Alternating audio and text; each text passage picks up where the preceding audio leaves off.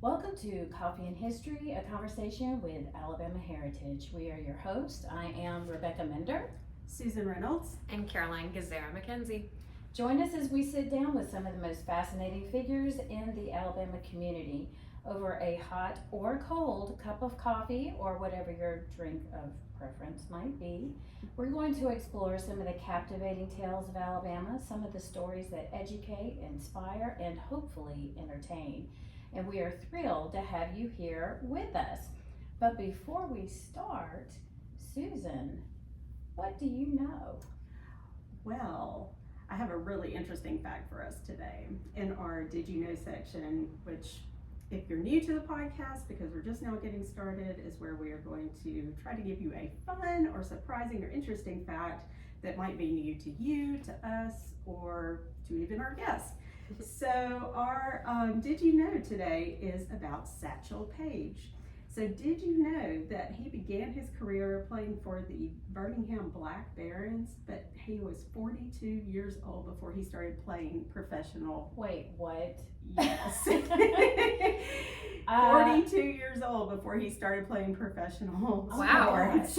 I could never. At 48, I don't think I could ever. I mean, I played like softball, co-ed softball when I was at work a few years back, and that was when I was in my 20s, and that's when I retired my jersey, and I knew I was done with that. But 42, and he continued playing until he was well into his 50s. Wow. And so he must have been a spectacular athlete, but I find his story very fascinating, so I think anybody should look more into him.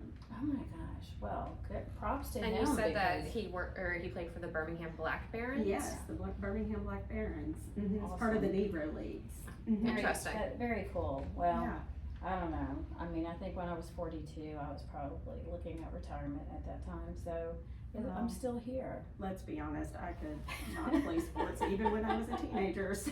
Yeah, I was always in a cast of some sort, so yes. In a cast, like as in a play or as in a broken body part? As in a broken body Broken body part, but I also was a theater nerd. But I was a sports manager. You were in a cast wearing a cast? Pretty much, yes. I was also But as a sports manager, you prepared casts for... No, I was in a cast while making sure that the team had water and was wrapped up, like arms, wrists, and all that stuff. That's kind of a fake cast. I guess. That counts. I'll take it. Okay. Awesome. So you're multi-talented. I love that. Of course. Well, today we have a wonderful guest to join us. First of all, I love this person. She is, dedicated to the Tuscaloosa and West Alabama community, and there's just so many things that she does that makes me so proud to say that Tuscaloosa is my home, and I'm glad she's here to do all the things that she does. Her name is Avery Leopard, and she is the general manager of Ernest and Hadley Booksellers, which is currently Tuscaloosa's only independent bookstore. I mean, we are really lacking in bookstores, folks, that are independent, and I'm so glad that we have one. Ernest and Hadley is actually celebrating its 8th anniversary, and we're really excited to have her here. It's a whole family operation. We'll talk to her a little bit more about that, but we'd like to introduce Avery Leopard. Welcome. Welcome. Hey. We're so glad to have you. Thank you so much for having me. So, this is a family operation, Avery. So tell us who all works at the store, how many employees do you have, and how this even idea came about. Okay, so we have my parents who own the store, Easty and Ian. My husband runs the used and rare books division, which is a lot of entry. And there's myself, and we also have now 2 part-time employees. Are those the humans or the dogs? Because I have been there and seen dogs there. Those are two-leggeds. We have 3 4-leggeds. So okay. Yeah. Yeah. Poppy is mine. Sadie is my parents, and then we also have Riza, who just had knee surgery yesterday. Aww. So she's in a little bit of recovery. And they're all 3 dogs. They are. Yes, okay. They are. Yeah. Well, so it is definitely a small operation. It is. And what made you guys decide that you wanted to go out into this venture? Well, My folks actually had, well, my mom was thinking about it for many, many, many years. And that's sort of when the e-readers came out, and so she was like, oh gosh, I think books might be dying. So Pretty much everybody said that at the Yeah, time, but it and turns out- we've proved them wrong. yeah. Turns out people really like to hold books. Mhm. Also, you know, when the power grid goes down, all you're gonna have are books basically for entertainment. A lot of people think of that. I can't tell you how many times people have said that to me. Right. Has it been Foxfire series? But they went to Paris, and they were looking at the Ernest Hemingway flat that he shared with his first wife, Hadley Richardson. And she took a picture of my dad.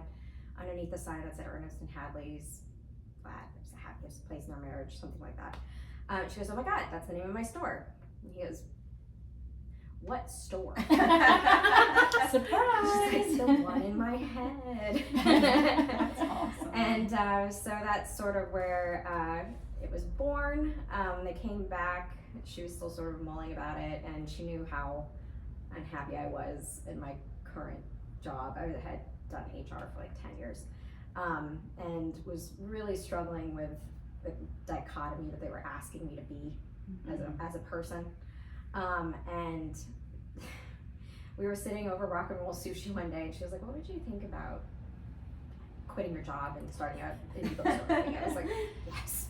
We're both really impulsive people. Well, I mean, also, but can you tell your mom no? I mean, when your mom asks you something like that, go into business with me, can you really tell her no? Well, no, because I know that she's actually, it seems like it's right there on the surface, like it was just a whim, but I know that she's actually thought about it really hard. Right. And she had her own publishing business, so I know she knew the industry from at least one side of it. And she had her own graphic design business that she built from the ground up that turned into the publishing business. So I knew that this wasn't just on a whim. And that's sort of what we did when we would go to other towns, is indie bookstore tourism. And that's still what we do. So right. go and visit all the other indie bookstores, and I always end up getting a sideline, which is a gift item, and maybe check out the books, but I can get the books. But it's just sort of fun to see what other communities do and how they're representing their community, because that's what indie bookstores are. It's a snapshot of the greater community. And there's so few these days. I mean, it's amazing, because I remember when I used to work at UA Press, that was, as a publicist, that's one of the things that I would do, is I would work with independent bookstores to try to get author events and that kind of thing. And so I had a lot more clients or contacts back then than, about a decade ago or more than we do now. I mean, do you have any idea how many independents there are in the state of Alabama? Oh, in Alabama? I know it's a hard question, Wow. sorry to ask. Well, We can always Google it later. Yeah, right. There's probably 50 to 75 throughout the state that are affiliated with SEBA and the ABA. These are associations where we all get together and we talk. Okay. We meet a couple times a year at various conferences. There are other indies who are not affiliated at all, which I have no idea. There could be a lot more, but of the ones that are with those associations, it's a pretty rough estimate in the state. And obviously you're the best. It's true. It's true. No, like one thing I really love about Ernest and Hadley are your events that you hold for people. Thanks. And I wanted to know a little bit more. Did I see on your website where you have a silent book club? That's So I my know baby. you have book clubs. What is the silent book club? It's actually, so I registered with the LLC. It was these two women, I think they're on the West Coast, and they decided that they wanted to create a book club where you didn't have as much assigned reading, and they're also like massive introverts.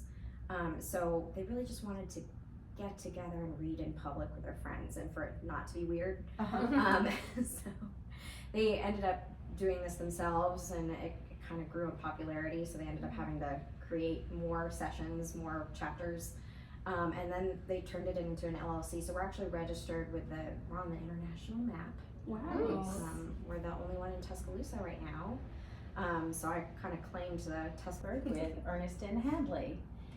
So Avery, I gotta know, is this silent book club, how does that even work? Is it like a silent rave where people put on headsets and they're just like all dancing around to their own music? I don't even know how that works. do put on some ambient music just so we don't hear like each other's tummies growling and Oh. stuff like that, you know, just to get, breathing heavily. But no, it's for 2 hours, from 6 to 8. It's actually gonna be this Thursday. Oh, I guess this will be later, so Yeah. it's coming up. But for 2 hours, the first half hour we're just sort of like settling in. Now we're gonna be getting like a good shot of like a book stack of what everybody's reading that day. Oh, nice. That's a good idea. Just I to, need to come to that because that sounds like perfect for me. So, I mean, but you're really just sitting in silence for 2 hours. for an Reading. hour, reading. a But solid you're- hour. You're Yeah. with people. You just Yeah. don't want to talk. You know how I am. You're among the people. So you don't have to Doing what discuss you wanna you're do. reading. You're just reading. Yeah, I mean, there's a little bit of socializing before and after, like the Does first half anybody ever hour. fall asleep doing that? Because I sometimes I start reading it. If it's too quiet and 2 pages in, and I'm out. The seats aren't that comfortable. I got you. Okay, Yeah. that's probably smart. And Yeah. then they're not all reading the same book at the same time. No. Oh, No okay. one's reading. You Even better. read whatever Yeah. you want. You know, after Silent being book in club. yes, and after being in grad school for like a decade, the thought of anyone assigning me something to read just makes me want to Yeah. pull my hair out. So this would be ideal. Yeah. So I mean, it's great because it's a free event, and it's like checking off your social card for the week. You know, like I did a thing. I talked to people. Because a lot, especially introverts, we Mhm. tend to isolate, Right. and so it's good to get out of the house, and you're not spending any money, so you're not, there's Right. no pressure. You can bring an e-reader if you want. You can bring an audiobook if you want. Like, any format does Mhm. not matter. You do not have to have gotten the book from us. Although, I now have a punch card, so if you attend 10 sessions, you get 20% off of any Nice. books. Oh, that's a good Just a benefit. little, little Yeah. perk of the program. And I was doing an assigned reading book club where I focused on local authors, and that was a wonderful experience. When we hit COVID, because I would have the author come and I would do interviews with them. When we hit COVID, we went to Zoom for a couple of years, well, like 4 years. But the attendance really was trailing off. Sure. And so I wanted to bring back something that was, I think people just want to be with each other again in the same room. Yeah. And so, Definitely. Agreed. yeah, and I didn't want it was a lot of pressure. That was a lot of pressure, interviewing people. Like, I'd have to annotate, so I realized my TBR pile was, it was going to fall over and crush me. So I just said to my mom last night, I was like, oh my gosh, I am actually going back to like my regular bookshelf to find books that I kind of shelved for later, because I'm running out of stuff to read, Yeah. which is a problem I have not had in Yeah, years. it's like, how does that actually happen? Yeah. Blowing through books right now. So really living my best life. Seriously. Well, since you were talking about author events, a lot of our magazine writers or authors also speak at Ernest and Hadley, or they travel across the state, of course. Can you talk a little bit about the author events that you have held or will be holding? Yeah, absolutely. Well, Susan's participated in one. I did. Yeah, It was a while back. It was a but while yeah. back. That's The when bicentennial. Alabama published its first and only book about Alabama becoming a territory and then a state, and Yeah. that was great for Susan to represent our magazine, to go do a talk on that. Yeah, that was a It was wonderful fun. event. Mhm. And we tend to, I would honestly prefer to always have locals come in and sign. But we do a wide variety. So we had this really great event with Karen White. I think it was not this past May, but last year, where we did a luncheon, which we crammed 32 people and 9 tables into that front room, which I don't know how we did it. Yeah, what is the square Wow. footage? 'Cause Yeah. It is a pretty small space. I think that front room is probably only Maybe 700 square feet. maybe. Okay. Mhm. And that's with bookshelves. That's with bookshelves, and we had, oh gosh, yeah, we still had the bookshelves jetting out into the room, so we had even less. So we recently redid our shelving so that we could have just a little bit more square footage. Yeah. That's made all the difference. This is in the works, but we will be expanding.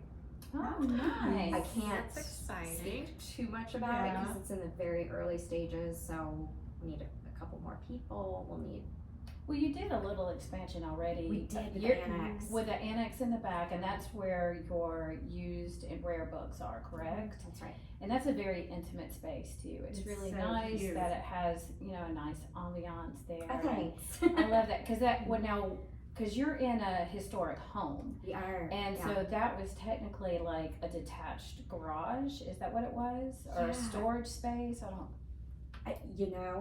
I don't know when that was built, when the annex was built. In fact, up until recently, we had been operating under the assumption that it was built, the building itself was 1924. That's what we were told. These oral histories sometimes get a little Well, muddled. yeah. It's oral histories, Sure, everybody sure. has their own idea. It's like telephone. Right. So we're like ramping up to celebrate its 100th birthday on our 8th anniversary in December. And so I was like, okay, let me do a little bit of research. And, so we have a little bit of history. Girl is older than we thought, 1900. Oh, Wow. So we're That's calling very it cool. 100 plus. Yes. A Victorian lady never reveals her true. That's a wonderful. I love that. So she's actually going to be 125, we think. So yeah, I've been trying to do some research. Actually, Guy Hubbs's book has really helped. At least, get a little intro, and we actually found a structure on his map. It's the 1887 map of Mhm. Tuscaloosa Right. downtown area. There is a structure at the corner of York and Union, which is Okay. our streets, Mhm. 20th Avenue and 7th Street. It's a house, and we don't know what it is. The oral history that we have right now is that 3 years later, a man named Dr. Brown, with an E, built the house next door to us, the Brown Rice House, Mhm. and then about 10 years later, he built our house to serve as his medical practice. Okay. So that's what we have right now. Mhm. I don't know if any of that is actually true. I have to dive into the Tuscaloosa News archives and Was, microfiche. Was Dr. Brown the African American doctor? Because I know you guys are real close to what was considered the Blue Front District. And the Blue Front District is, it was a very small section of downtown Tuscaloosa that was reserved specifically to Black-owned businesses. Because most of the other businesses that were on the main street, you could not, if you were a person of color, you could not shop there, you could not go there, or if you could, you had to go in the back. And like, you could not go to a department store and try on clothing or anything like that. You just went to the back, said what you wanted, you had to buy it, and it either worked out or it didn't. And so that was just the way, that it was, the custom of the time.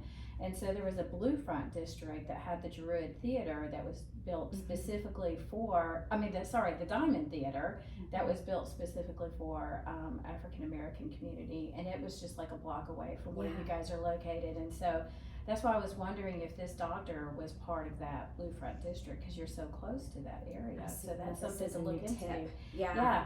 Well, you need to talk to maybe Guy Hubbs. So Guy Hubbs, for those of you who are listening, he was one of the original editors of our magazine. He was the assistant editor underneath Suzanne Wolfe when the magazine first came out in 1986. And so the magazine we're referring to is Alabama Heritage. And if you want to subscribe or send a subscription as a gift, go to alabamaheritage.com. We'd love to have you as a subscriber.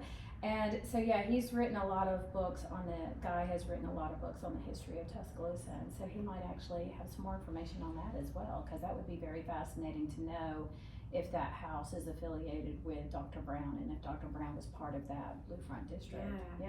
And I spoke to the guys next door who are actually in the Brown House. It's a Brown House Law Group now. Mhm. And they recommended that I go to the Grand T Index for a record of the deeds that go further back. Because right now, the I don't deeds, even know what that is. lawyers, they know. The only T I know is the T stop in Boston, which refers to the trains. So Yes. that's the only Grand T I know. Grand T Index. Apparently, that's the phrase I need to drop. Oh, At so that they the know you county know what you're clerk. talking about. Yeah. Good to 'cause know. the deeds that they have on record go back to about the late 1970s, which is not Yeah. it. Yeah. Further. Definitely. Yeah, no, so this house, I'd like to know more about the house that was actually on that corner, because we found its well. Oh, there's Yeah. a well? there's a well. That's a well. Is it covered? It is now. Is it? Did anybody fall in it, or any of those So that four-legged was quite a creatures story. there that? Yeah, right.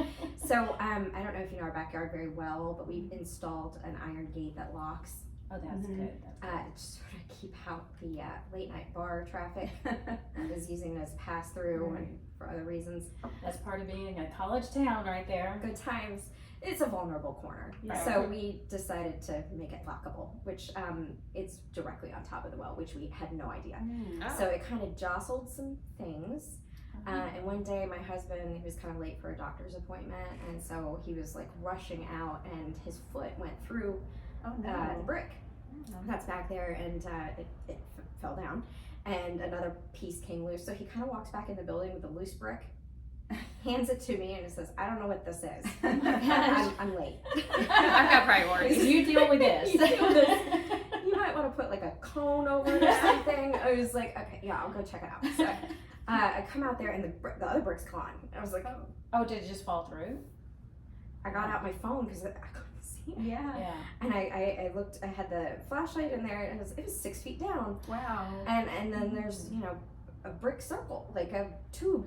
Have you And ever seen the movie The Ring? yeah, I mean, it this was is exactly. sounds like a horror film in the making. So, We had the city come out. if you're going to Check out. expand, I don't know if I would expand over the well, No. because that was also, that's a well has been well documented in several I horror know. films. So It was we so love you spooky. guys, and we really don't want anything to happen to you.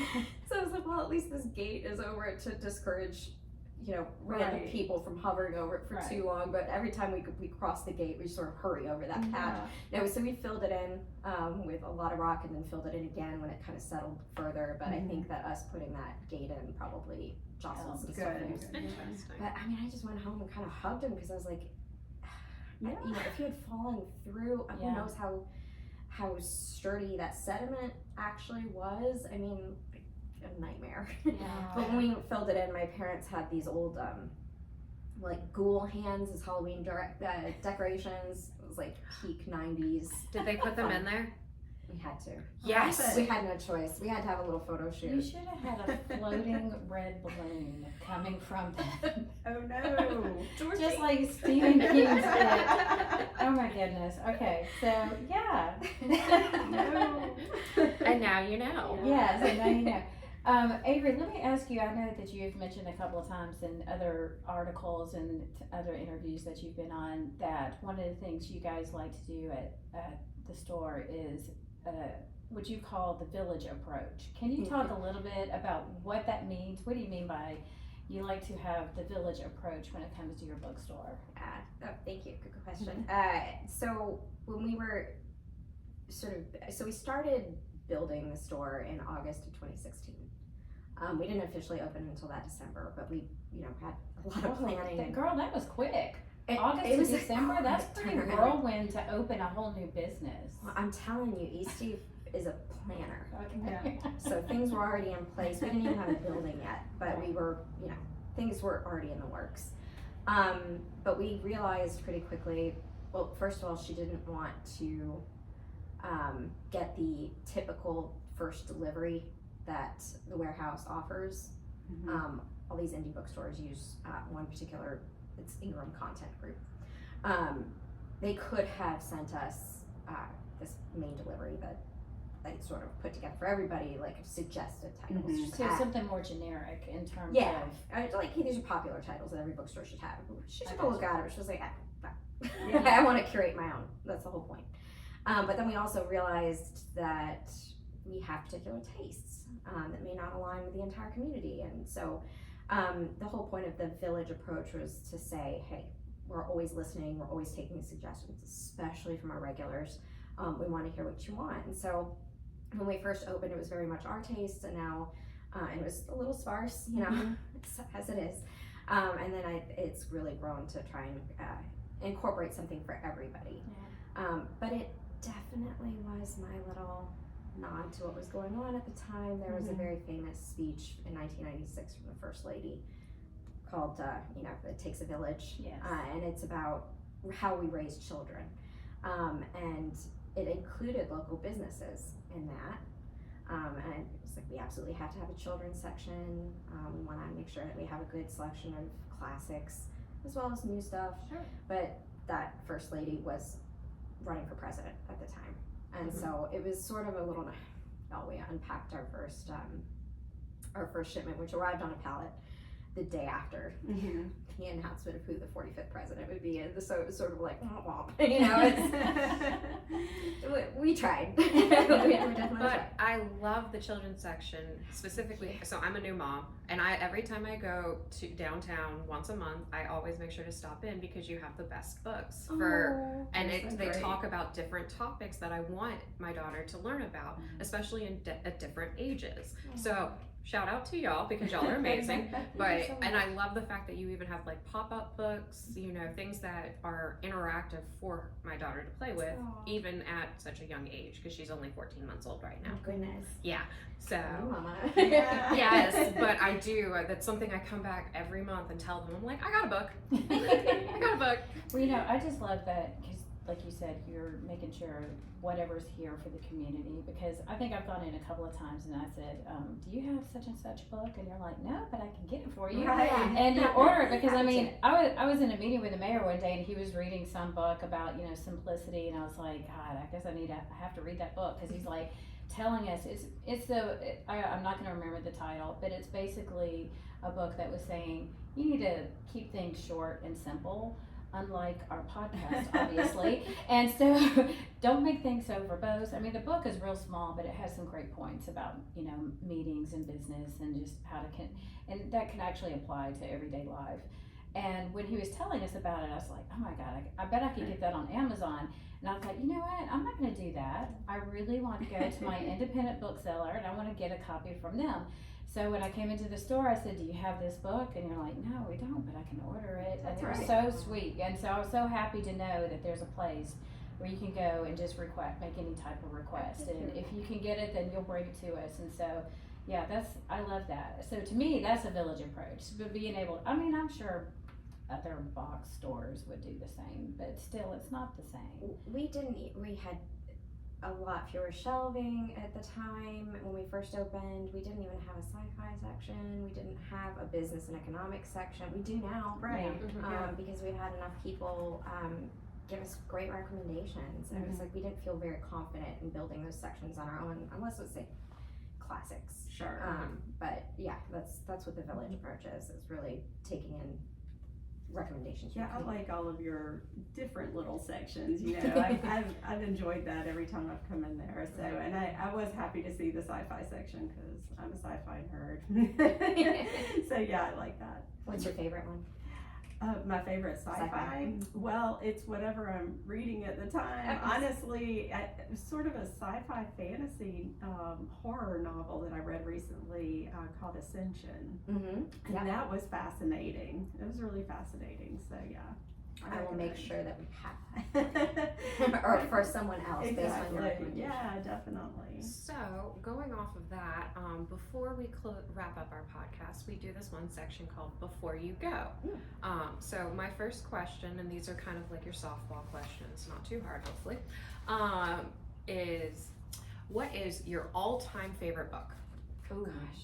That's so a hard thing to ask a bookseller. I know. That's why I said softball question. Yeah, that one. Okay. So all-time favorite is probably Alice's Adventures in Wonderland. Yes. Okay. Nice. Simply because it's been with me since I was a little kid. And obviously it was like the Disney movie that was with me first. Sure. But then when I actually read Lewis Carroll's version, I was like, oh, this is satire. This is not what I thought. I thought it was like a goofy kind of trip. Right. And I was like, this is actually a commentary on what was going on in Britain at the time, and these characters, like the Queen, is terrifying. Right. So that's my standard answer, but I think it is whatever I am reading at the time. Right. Same. Okay. Yeah, the ones that stick with you. Like I have some favorite authors that I'm reading right now, like Rachel Hawkins, Okay. and she's actually an Auburn author. Really? Yeah, and she also writes under Aaron Sterling too. Okay. So I've been really enjoying her mysteries that she writes under Rachel Hawkins. So, I know it's hard to talk about your favorite book, but if you could sit down and meet a fictional character, who do you think you might like to meet? Heathcliff. Oh, there we go. We like it. I love that. I absolutely love that. Wuthering Both great Heights is my answers. favorite book. Yeah. Because the read on him is, okay, he's dangerous, Mhm. but there's also like There's this, so many readings of Heathcliff. Mhm. So yeah, many. Who is he really? I want to Original find out if I'd misunderstood actually character. love him or hate him, you know? Yeah, for sure. Like I have questions. Mhm. Yeah. But yeah, no, he's a very controversial character. Definitely. So, who actually has influenced you the most in your life? It's okay if you say me. Rebecca Tidwinder. Thanks. Aw. No pressure there. How's your mom gonna feel about that? No, I think I would say my mom. She's And it's okay if you don't say your mom. well, she was one of my Girl we just Scout won't have leaders. her listen to this. So there's that. She absolutely is one. But I had a mentor in LA when I lived out there, Mhm. and she is the one who taught me how to run a business. And she was analog. I was dealing with index cards. Mm. It was a Pilates studio, but she really did influence me in a lot of ways. And we don't keep in touch, but she always will hold a special place in my heart, because I know it hurt her a lot when I had to leave that job, Mhm. because I mean we loved each other like sisters almost. Mhm. But she was definitely influential in how I conducted myself from there on out. She's just a really, really good person. But yeah, my mom has had a huge influence on my life in good ways. So And that's really cool that you guys actually get to work together too. it is. I mean, not everybody can work with Right. family, Yeah. and that was definitely a concern that my dad brought up. He was like, we've had other family members try to work together, and it can be kind of contentious after a while, and you never speak to each other. Mhm. I was like, Yeah. Well, I mean, I can't. I'm gonna be flat out honest with our listeners, because I did come into your store the other day and I was just chit-chatting with you and your mom, and I asked a specific question which will not be stated here, but it was a business related question, and I said, so would you guys do such and such? And your mom said no.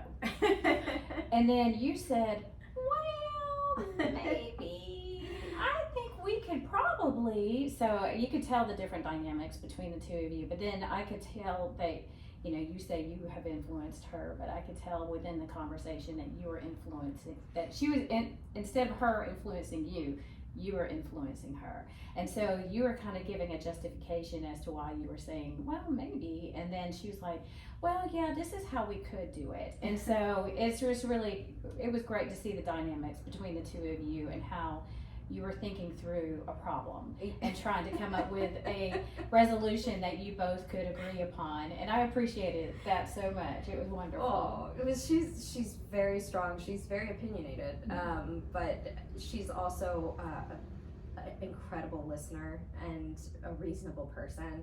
And so I had more context for what you were asking. Yes. So I knew what you were asking, Right. even though you were asking around it. Yeah. So I was like, I was not being direct. Gosh, For Rebecca, once. gotta be she complicated. was doing it purposefully.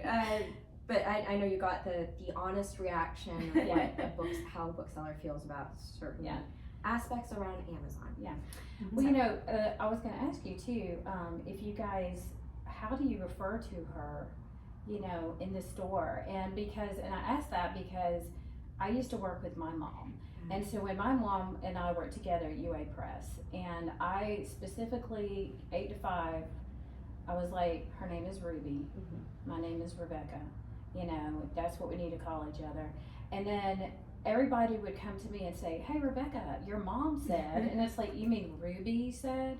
And so it was really hard. And then sometimes my mom would come in to my office and she would say, honey, I need to ask you about a book. And it's like, Mama, you don't need to call me honey. You can just call me Rebecca, Sweet, though. and I'll call you Ruby. So do you have that type of dynamic, or do you have like your husband will say, you know, well, your mom said, I mean, or do you try to keep it professional? It's pretty flexible and fluid, but I do, if I'm referring to her in the third person with somebody else, unless it is my husband, I'll say Eastie, Yeah. just or Ian, you know, just Yeah. to keep it. I don't know, you sound like such a little kid. Well, my mom said, you know. I know. See, that's what I was trying I to understand avoid. that. I refer to my mom as her first name in the Right. third person Right. a lot, just because And it's especially when you work together, you Just have feels to keep more it a little mature. separate. a little- Right. Yeah. I don't feel like, you know, because I was like, oh, I'm dealing with like this feeling of Nepo baby, you know? Like, Yeah. like I know I earned my place here through, you know, a couple decades of the workforce outside of this, Absolutely. but still. Yeah. But yeah, if I'm speaking with other family, then it's, you know, mom, Yeah. dad, Yeah. but not with other people. And it's a respect thing with the customers too. Yes. Yeah, for sure. And we're not, especially with new people, we don't automatically say, you know, we're mother-daughter. I mean, if Right. you look at us very carefully, you can see the family resemblance. Sure. Oh, yes. Yes. It's not an automatic assumption. Right. So Right. we do keep it a little separated. Definitely. You know, we want to thank you for joining us today. So Avery Leopard, we really appreciate you Yes. being our Thank you guest so much today for on having me. This Thank is you. podcast, and we want to thank you, our viewers and our listeners, who paid attention and made it through the audio issues that we had earlier. So thank you for joining us for this edition of Coffee and History, a conversation with Alabama Heritage. And you can find our podcast on our website at alabamaheritage.com, as well as on Apple Podcasts, Spotify, or on the YouTube channel, where for some reason we're ridiculous enough to decide to stream the entire thing unedited and unfiltered. So good luck with that. But for now, you know, I think I need some more coffee. So thank you for joining us. Bye, everybody. Bye.